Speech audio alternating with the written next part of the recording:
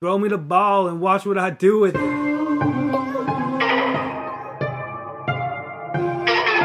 are now tuned into the CherryPickin podcast with your host, Andre Cherry.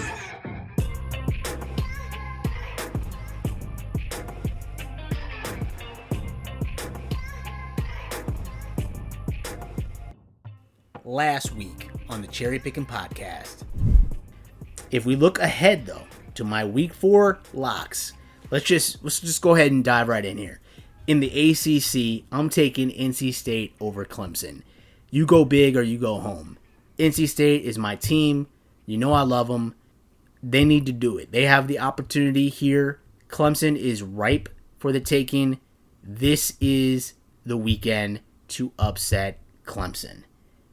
I'm taking NC State over the Tigers. The Tigers defense has not allowed a touchdown through 3 games of the season, but that is going to end next week against NC State. They are going to score against Clemson. I am hoping they score enough points to beat the Clemson Tigers. This is the season. NC State, step up. Let's go. If you are legit, if you are real this season, you will beat Clemson and you will just run away with this damn thing. Please. I'm asking you. I'm begging. NC State over Clemson. Hey everybody, welcome into the CherryPickin podcast. I'm your host, Andre Cherry, and that soundbite you heard was from last week's show where I basically begged and pleaded with NC State to please beat Clemson. And boy, they did not disappoint. They got the upset victory over Clemson. I was ecstatic. I was shocked, but I was thrilled. I was shocked in a good way, but I was thrilled that NC State finally pushed themselves over that hill within the ACC Atlantic and got a solid victory over Clemson. The Clemson Tigers, who had been running buckshot all over the ACC for the last almost decade, it seemed like. NC State got the victory, and I couldn't have been any more happier to see that finish in overtime, double overtime in week 4 action. Man, it was exciting. It was thrilling. It was everything that I had hoped for and more.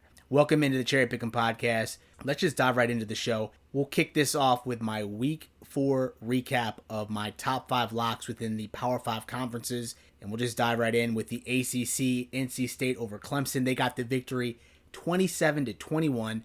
The Wolfpack outlasted Clemson through 2 overtimes to give the Tigers its first conference loss since October 13th, which was a Friday, mind you, Friday the 13th, back in 2017 against Syracuse. That was the last time they had lost in conference, was in 2017. That's crazy. And hats off to Clemson. I mean, to have that reign of dominance within the ACC and college football overall, because they've been one of the top dogs for years, right up there with Alabama. For them to last that long without suffering a conference loss, I mean, that's a tremendous feat.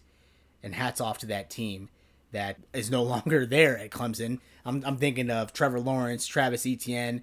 Those guys were stalwarts on that offense for Clemson. But man, oh man, what a game. And I had a birthday party for one of my daughter's friends yesterday, so I was able to watch the very beginning of the game. I left right before the score was 7-7 all the way through halftime. I missed much of the second half, but I got home just in time to see overtime. So I saw the game when it truly mattered the most. And to witness a victory at home, it was perfect, man. It was a perfect way to cap off my Saturday. The birthday party was lovely, by the way. Daniela, my daughter's friend, she turned 6. So we had a fun little afternoon up in West Philly. And that was great. I couldn't get any reception on my phone, so I had no idea really what was going on with the NC State game. When I got home, I was thrilled to see that there was still some action left and that NC State was tied. I believe the score was 14-14. And I was excited to be able to sit down and watch the 2 overtime thriller, NC State outlasting Clemson. I mean, that was a good way to come home to a victory. So Clemson, as you know, they lost to number 3 Georgia earlier in the season. With this loss, they dropped to 2 losses. And this is significant because no 2-loss team has made the college football playoff field within the first 7 seasons of it being in existence. So a lot of folks are already saying Clemson has eliminated themselves, which could be true. We'll have to wait and see. I mean, I think this is going to be a really interesting college football season. I think there's going to be several good teams that are ranked right now that are going to suffer 2 losses this season. And so I'm just not sure we're going to have very many teams run the gamut and go undefeated this season. I said it on a few podcasts ago. I wouldn't be surprised if we had 3 SEC teams in the playoff, and it's looking very well like it could shape up to be that way. But we'll certainly have to wait and see. I mean, we've got a lot of season to go still, but I wouldn't be confident we're going to have very many teams this season ranked that are undefeated that make it to the playoffs. You know, we'll just have to wait and see. So that was a tremendous game for NC State to win in the way that they did. After the loss, Coach Dabo Swinney had made some comments after the game, and he said, and I quote, "We've got to own it. It's where we are right now. We need to get back to work on Monday, continue to learn, continue to grow, continue to fight, and continue to stay together. Let's just find a way to win a game, find a way to get on track, and see if we can build some momentum in our season." But it hurts. Everybody's hurt. There's a lot of guys in that locker room who have never lost a true road game. But that's where we are. We've got to keep moving forward. That's what competitors do. End quote. I give Dabo Swinney a lot of credit for saying what he did there. I mean, he admits that there's some work that needs to be done for Clemson to get on track here. He admits that everyone's hurt. It sucks that they lost, but we're competitors, so we're going to move forward and try to get back on track this upcoming weekend against Boston College, which should be a really tough game. But I like that he didn't take anything away from NC State. He understands he got beat.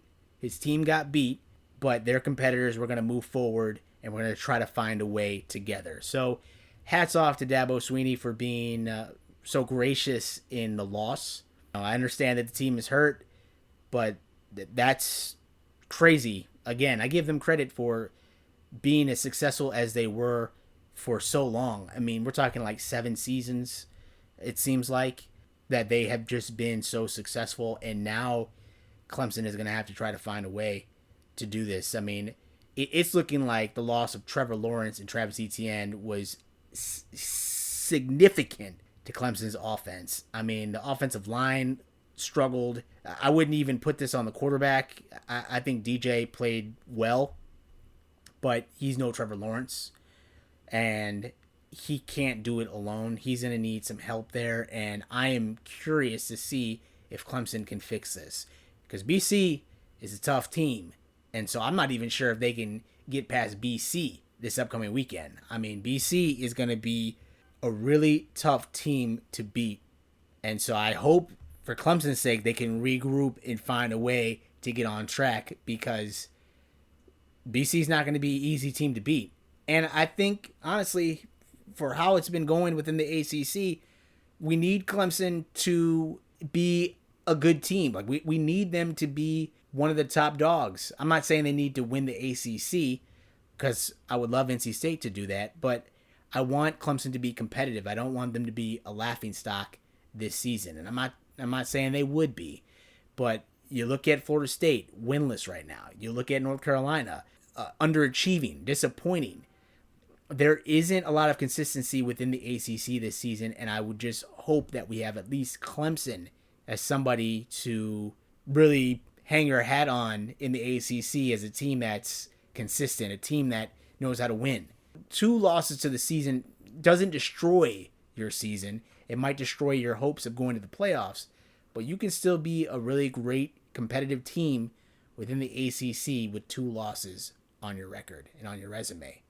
So for the sake of the ACC, I need Clemson to turn it around here, because it's not looking good for North Carolina or Florida State or Miami. So I need Clemson to turn it around real quick. But again, I couldn't be more thrilled that NC State got the victory. It was exciting in overtime. I just watched like a fan. I haven't watched a college football game like that for my NC State Wolfpack in quite some time. It was Dave Doran's first win against a top 10 team since he's been at NC State. So this is a win that you can definitely put on your resume. This is a win that is great for the program, no doubt. This is great for recruiting. Dave Doran, the head coach at NC State, has been pretty consistent for the most part at NC State. I think he's a pretty solid coach there, and this win most certainly gives you all the momentum to carry with you the rest of the way this season. The work isn't done. The work is far from over, but the fact that you beat Clemson is so huge for your chances of success this season in the ACC. The Wolfpack have an opportunity to win the Atlantic, to push for the title this season. They've got some work ahead of them. They got to face Wake Forest, who's undefeated right now. They also have to play BC, which is going to be a tough game. So it's not over yet. But for NC State to do the dirty work, to beat Clemson, to be the first team in years to beat Clemson, is such an amazing feat, such an amazing accomplishment, that I hope the team is taking 24 hours to really enjoy it. I hope they had a great time last night. I hope Raleigh was rocking. But the fact that they did that means you control your own destiny. And anyone who was going to win the ACC Atlantic, or the ACC for that matter, needed to beat Clemson. All roads lead through Clemson. And NC State accomplished a huge feat. A huge task was marked off the list, off their schedule, by putting a big fat W against Clemson. So I couldn't be happier. I am thrilled. I'm glad my prediction came true.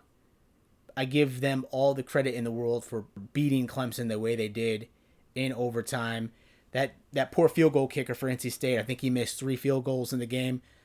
I'm glad that they didn't lose the game on his leg. I'm glad that they took it to overtime and did what needed to be done. 2 overtimes, an amazing throw, an amazing catch to win the game for NC State. I couldn't be happier.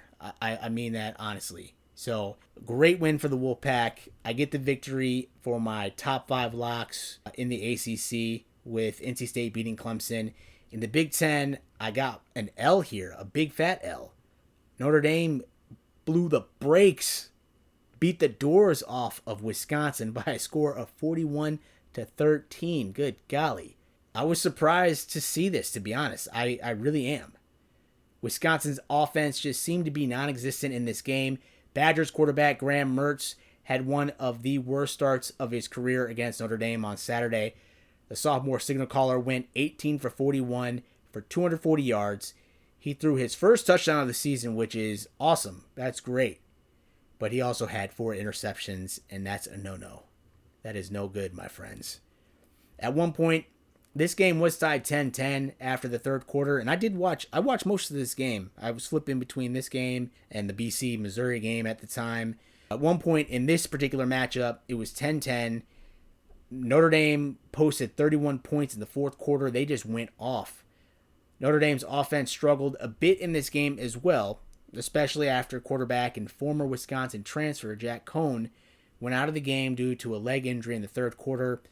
By everything I'm seeing online, it looks like it was a soft tissue injury and that he should be able to recover, is what I think I saw initially. So I don't think the outlook is grim for that young man. But, the Notre Dame offense certainly had to find its rhythm once he went out of the game. But it didn't matter. Notre Dame secured the victory with help from its defense and special teams. The Irish scored 2 touchdowns on an interception return and a special teams kickoff return by superstar Chris Tyree. He took that bad boy 96 yards for a touchdown. And I think that kickoff really seemed to ignite a spark within Notre Dame. And from that point on, there was no turning back. So the team was just lit with excitement, lit with energy after Chris Tyree took that ball back 96 yards to the house. And Notre Dame just, from there on out, had all the momentum in the world. Wisconsin's defense did keep the Badgers in the game for 3 quarters, but the lack of offensive firepower hurt any chance the Badgers had at winning this game.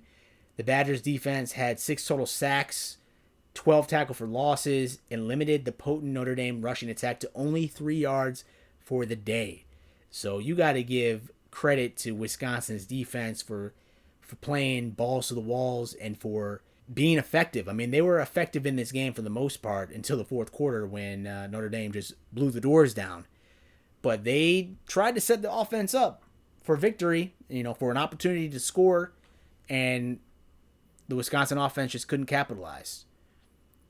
I mentioned him earlier, transfer quarterback from Wisconsin to Notre Dame, Jack Cohn. He played 22 games for Wisconsin over 3 seasons. He was even the starter for the 2019 team that reached the Big Ten championship game, but he broke his foot in the run-up to the abbreviated Big Ten season last year during the COVID season, and Mertz claimed the starting job, and I think Cohn could see the writing on the wall and where things were headed, and so he decided to transfer out to Notre Dame. And so right now, he's led Notre Dame to an undefeated record right now. They're 4-0, which surprises me a little bit because I thought Wisconsin would win this game. Notre Dame's got a really tough slate of games, these next 4 games. So, I mean, all that really matters is that you just keep stringing wins together week after week. If you take it one game at a time, it's more manageable than looking at it at the big picture, which I'm sure Brian Kelly is doing, the head coach of Notre Dame.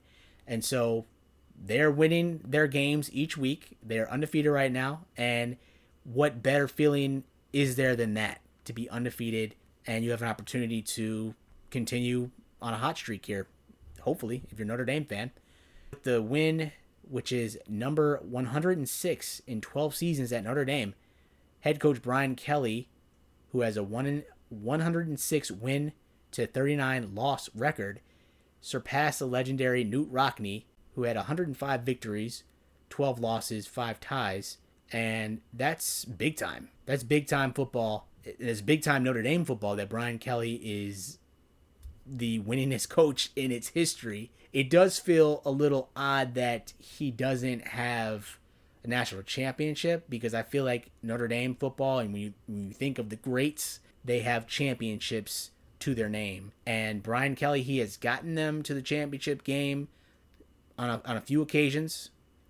Notre Dame has been in the playoffs on a few occasions as well. So, I mean, he's got some accolades to his name. He's got some good positives that you can look back on in terms of what he's done at Notre Dame. But I feel like it's not official until Brian Kelly can win a championship there. And I'm not taking away from what he's done. I don't mean to, at least. I think having 106 victories at that program is really difficult. The fact that he has one like that at Notre Dame, I mean, that's tremendous feat. But I think he needs to win a championship for me to feel like, yeah, Brian Kelly, the winningest coach in Notre Dame history. Like, I need something else there. It just feels like it's missing. But that's just my opinion. I'm not a Notre Dame fan, so it might mean something different to somebody else that is. But I feel like it's incomplete. The fans want a championship. He's trying, but he just can't get over the hump yet. Maybe he'll get it. Hopefully he sticks around there to win a championship for Notre Dame, because I think that's great for that program, great for college football, that he's been there that long. But if I'm a Notre Dame fan, I want him to win a championship for this program and get Notre Dame truly back on the map. So in the Big Ten, I got the loss there with Notre Dame spanking Wisconsin. If we look at the Big 12, I did get the victory here. Duke blew out Kansas by a score of 52-33. They get the victory, and the offense for Duke is looking pretty legit. I mean, they racked up over 600 yards of total offense, including another 200-plus day rushing for the Blue Devils running back unit. So in total, Duke rushed for 279 yards on Saturday. I call this out because Duke currently rushes for the 5th most yards per game in all of FBS, which is crazy. They are averaging 284.7 yards against other FBS opponents. If they can keep this level of production up on the ground like this, they will be in a good position for success in the ACC Coastal, because, as I mentioned, it's pretty unstable right now in terms of who's real, who's legit. And Duke, I mean, they keep stringing together victories. I believe they're 3-1 right now on its season. If they can run the ball effectively like this, they'll be in some games this season, especially with the instability of the other teams within the ACC. So Duke, shout out victory for them. I mean, that's amazing. 52-33. Running back Mateo Durant led all Duke ball carriers with 21 attempts, totaling 124 yards and 1 touchdown. Quarterback Gunnar Holmberg accounted for 88 yards rushing for the Blue Devils with 4 touchdowns on the ground, and he also threw for 328 yards on 22 for 29 passing with 1 touchdown through the air. So Duke is doing the damn thing. They get the victory over Kansas. And, shout out to Kansas for the effort. I mean, they put up 33 points. They were trying to win this game. Nobody's not trying to win games. But Kansas has been somewhat of a laughingstock lately. And these kids are still hustling, still trying to win this game, trying to win games. They deserve some credit, too, because putting up 33 points, I mean, they were trying to play. But Duke scored 52 points on its defense. And that's no good if you're a Kansas Jayhawks fan, but I just wanted to shout them out for the effort. They were trying, of course. They wanted to win.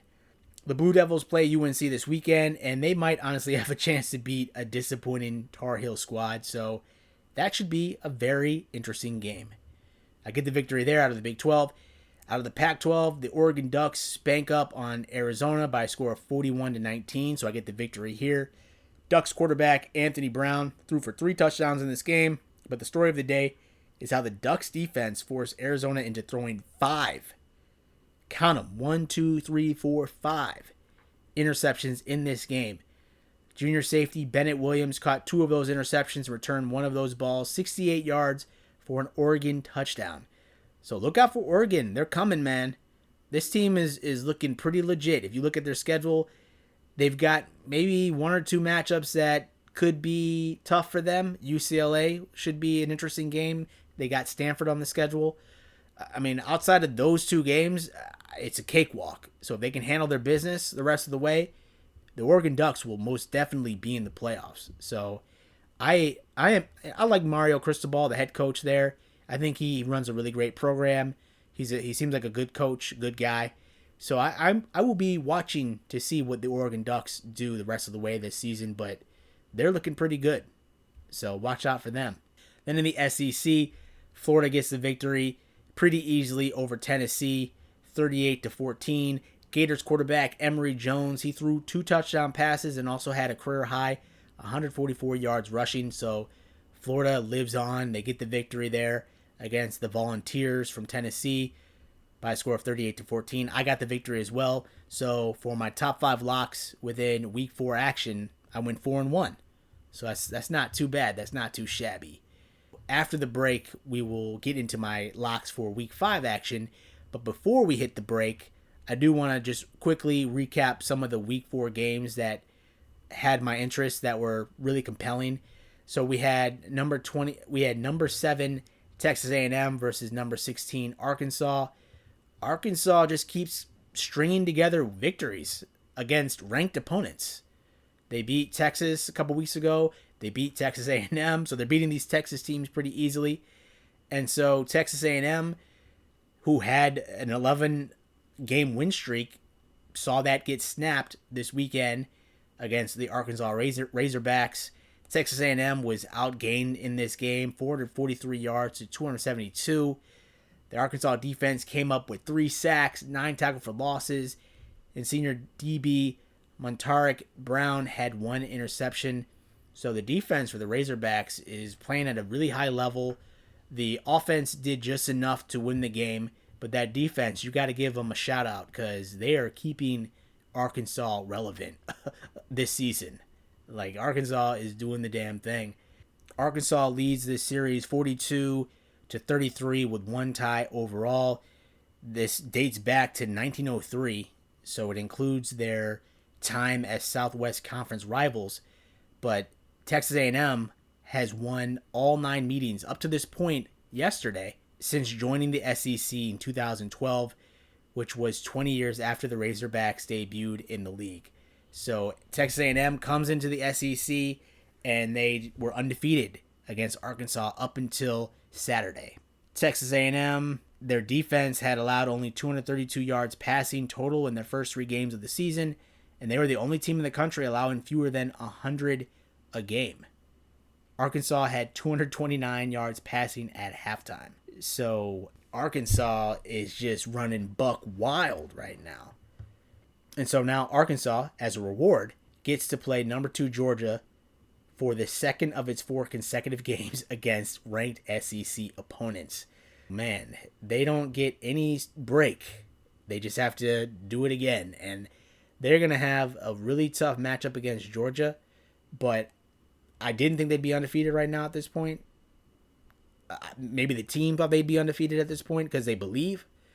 But if they can knock off Georgia, that would be one hell of an upset and one hell of a story for a Razorback squad who I think I pegged to finish towards the bottom of the SEC West this season. So, shout out to the Razorbacks. They are balling out down there. That's awesome.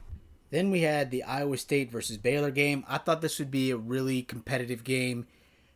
Really significant stakes. I mean, Baylor, Iowa State, they're two better teams within the Big 12 this season. I thought this would be a tough matchup. I think I initially thought Iowa State would get the victory against Baylor, but it wasn't meant to be for the Cyclones. Baylor handed number 14 Iowa State their second loss of the season, the first loss within the Big 12 conference play, with a 31-29 victory over Iowa State in Texas on Saturday. So Iowa State trailed most of the game.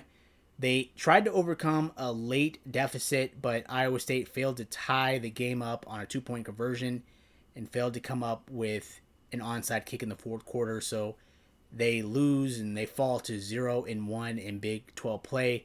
I thought the Iowa game was going to be tough at the beginning of the season for the Cyclones, but even with a loss against Iowa, you could still save your season by winning the Big 12. This hurts a little bit. That's going to slash any sort of chance they'd have of making the playoffs.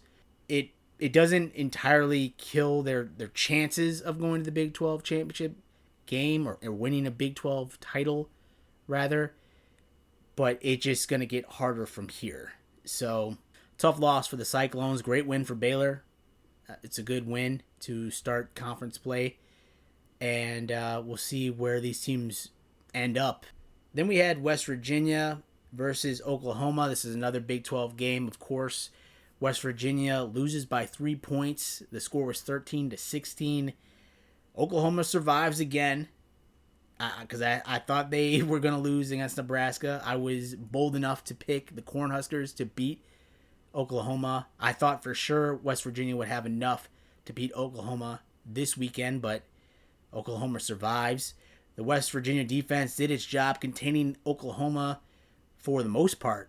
The Mountaineers had 4 sacks, 6 tackle for losses, 1 interception, but the Sooners secured the victory in the final seconds of the game with a successful 30-yard field goal attempt. Quarterback for Oklahoma, Spencer Rattler, he was actually booed in this game by the home fans on several different occasions. He did complete 6 of his passes for 54 yards on the final drive to get the Sooners into scoring range, and the final possession was 14 plays and 80 yards. So Spencer Rattler did what he needed to do to help his field goal kicker get into great position to nail the field goal attempt, which they did, and they get the victory. A win is a win, but I'm still not sold on Oklahoma. I really am not. And so I think it's anybody's ball game within the Big 12 this season. So even with a Iowa State loss against Baylor, they're not entirely out of it. Their chances are not done yet, because I'm not sure Oklahoma goes through its schedule unscathed. They haven't convinced me yet. Then we had North Carolina and Georgia Tech, so we're jumping over to the ACC. North Carolina, they were ranked coming into this game. They lost by a score of 22-45 against Jeff Collins' Georgia Tech Yellow Jacket squad. The Georgia Tech defense held the Tar Heels to only 63 yards rushing in this game.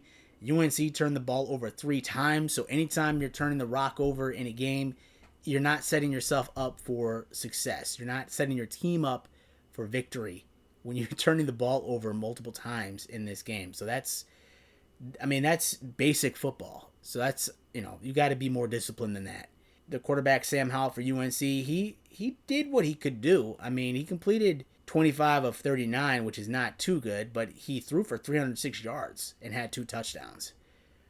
He also scored the game's first touchdown on a 23-yard run, but finished with just 8 yards rushing after back-to-back games with more than 100 yards. I mean, I think a lot of people thought not NC State. I thought a lot of people thought North Carolina would be better than this. I mean, they were ranked within the top 10 this season to open the season.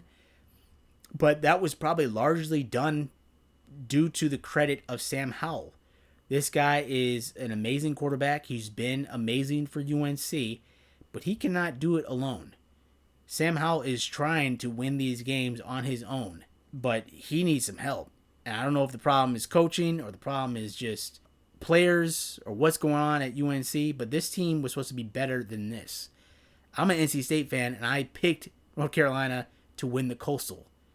So, like, if I'm gonna go out on a limb and do that, I wanna see it on the field. Getting spanked 45-22 against Georgia Tech, and you were preseason ranked in the top 10. Get out of here. This team must be pretenders. This team must not be for real, because that is embarrassing. There's no effort there to get spanked by Georgia Tech the way you did. I don't know what's going on with the Tar Heels or at UNC. This team is one of the most disappointing teams in college football this season. Miami is probably a close second. So I don't know what is going to happen in the Coastal. I think it's anybody's ball game. But hey, at least NC State beat Clemson in the Atlantic. I'll take it. All is good. But with that, I'm going to take a quick timeout, a quick break. I'll be right back. On the other side of the break, we'll get into my top 5 locks for Week 5 action. I'll be right back.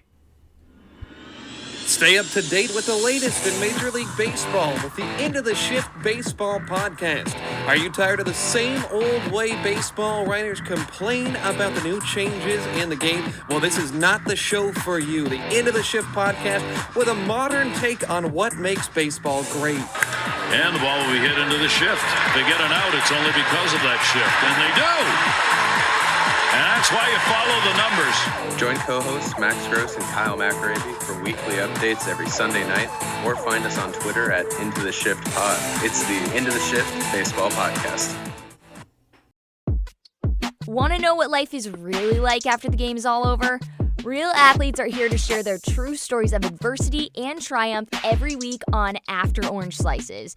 Even if you don't like sports, pro athletes, former college stars, celebrities, coaches, public speakers, doctors, and all kinds of experts join the show, and there's a little bit of something for everybody. Join me, Bridget, for a slice of inspiration, plus your everyday sports news sprinkled in. New episodes every Friday at 8 a.m. Pacific Standard Time, available anywhere you get your podcasts. Hey everybody, welcome back. Real quick here, we'll hop into the Week 5 locks within the Power 5 conferences. In the ACC, I'm taking Florida State over Syracuse. FSU is 0-4 right now, which is not a laughing matter, no laughing matter, because this is one of the better teams in the ACC historically. So it's not good that Florida State is 0-4 right now. This is the first time an FSU team started a season with 4 straight losses since 1974. I think they'll get back on track. They'll get their first win of the season this weekend against Syracuse. The Seminoles are 6-0 when hosting Syracuse, so that's some good history that hopefully they can capitalize on and take advantage of and hopefully become 7-0 when hosting Syracuse. But Florida State gets on track this weekend against Syracuse. I'm taking the Seminoles over the Orange. In the Big Ten, Penn State over Indiana. Penn State leads the all-time series, 22 wins to only 2 losses. Last year, the Hoosiers upset a number 8 ranked Nittany Lions squad in overtime, 36-35. It was crazy. However, this year I don't see that the game will be as close as it was last year. I don't see the Hoosiers beating Penn State. Penn State's red hot this season. They are on a mission. I think they will be your eventual Big Ten East champs. So I'm taking Penn State over Indiana. In the Big 12, Iowa State over Kansas. I think the Cyclones get back on track this weekend. And this is the 101st meeting between these two teams. And ISU has won 10 of the last 11 games against Kansas. So Iowa State over Kansas. In the Pac-12, USC over Colorado. USC has won all 14 meetings against the Buffaloes. They're about to make it 15-0 this weekend. And in the SEC, Florida over Kentucky. So let me run those back to you one more time. In the ACC, Florida State over Syracuse. In the Big Ten, Penn State over Indiana. In the Big 12, Iowa State over Kansas. In the Pac-12, USC over Colorado. And in the SEC, Florida over Kentucky. Real quick, if we look at some games this weekend that you should be paying attention to within Week 5 action, I'm calling this the Battle of the Unbeatens. So these games are going to be really pivotal for their respective conferences. We've got number 5 Iowa visiting Maryland this weekend. Iowa leads the series 2-1 and has won the last 2 meetings. I like head coach Mike Locksley with Maryland. They're undefeated right now. If they can get an upset victory over a number 5 Iowa squad, it would be his first big time win within the Big Ten for Maryland. That would be a huge feat, a huge accomplishment. I don't think that's going to happen, but I am rooting for Maryland to get back on track here. I am rooting for head coach Mike Locksley, but that should be a fun game, no doubt. Then we've got in the SEC, number 16, Arkansas versus number 2, Georgia. These rankings that I'm reading to you are from Week 4 AP. I am recording this before the AP poll for Week 5 has been released, so I just want to call that out. But Arkansas, while they have a good start to their season, it's a good story thus far, I just don't know that I like their chances against number 2, Georgia. Arkansas has lost 10 of its last 11 against SEC East foes. Last year, the Razorbacks lost 10-37 against Georgia, so I just don't like their chances in this game. Even though the defense has been playing at a really high level, even though the offense has been impressive, I just don't think they've got a shot against Georgia. I would like for them to prove me wrong, though. That's going to be an interesting game to watch, no doubt, because who thought Arkansas would be undefeated at this point in the season? Not me. Then we've got number 8 Cincinnati versus number 12 Notre Dame. This should be a really competitive game as well. Last week I'd mentioned Notre Dame has a slate of games on its schedule that is going to be really tough for the Irish. And this was one of those games that I counted as a loss in my preseason predictions. So I think Cincinnati has been playing really well, one of the better teams within college football. They play in the American. They don't get much love, but if they can beat number 12 Notre Dame, this is a huge resume boosting win. Should be a really, really fun game. The only time these two teams met was back in 1900 when Notre Dame won that matchup 58-0. Nobody was alive to see that one. Brian Kelly, he was a former head coach at Cincinnati, not in 1900, but several years ago, and he went 34-6 during his tenure there with the Bearcats before he bounced out to Notre Dame, and he's the all-time winningest coach in Notre Dame's history. So I'm really looking forward to this game. I bolded this on my notes because this is a big-time matchup. I don't know where game day is going to be at. I think this is going to be played at South Bend, if I remember correctly. They should be at this game this weekend, but again, I don't know where they're going to be. They got their pick. Arkansas versus Georgia could be a good matchup to be at. Even Alabama versus Ole Miss, which is another game that I'm just about to preview here for you. But yeah, I'm looking forward to Cincy versus Notre Dame. Alabama versus Ole Miss. Alabama has won the last 5 meetings, and Saban is 2-0 versus Lane Kiffin straight up, and he's impressively 24-0 versus his former assistants. That's crazy. During last season's matchup, these two teams racked up an SEC record 1,370 total yards of offense. That is crazy. I don't know if they're going to... it could be a shootout. It definitely could be a shootout. I don't know if they're going to rack up that much total yardage, but it's going to be one hell of a game, and I'm ready for it. So those are the games this weekend. I call them the Battle of the Unbeatens. Week 5 should be a really, really fun weekend. You got some really important games here. There could be some shakeup to the AP poll after Week 5 action concludes. So, man, buckle up. Strap in. Like, this is some real deal college football. It'll be the first weekend in October, so we are well into fall now.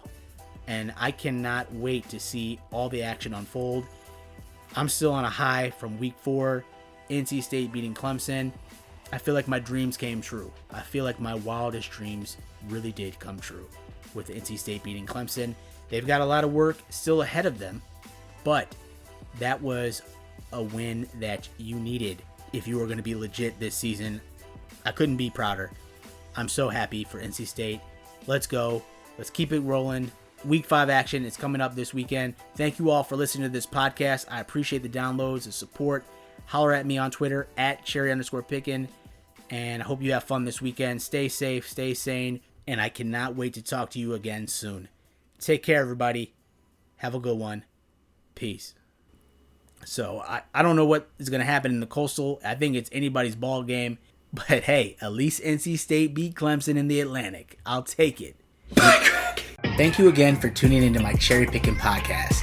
If you enjoyed this episode, please feel free to subscribe to my show and drop me a rating on Apple Podcasts.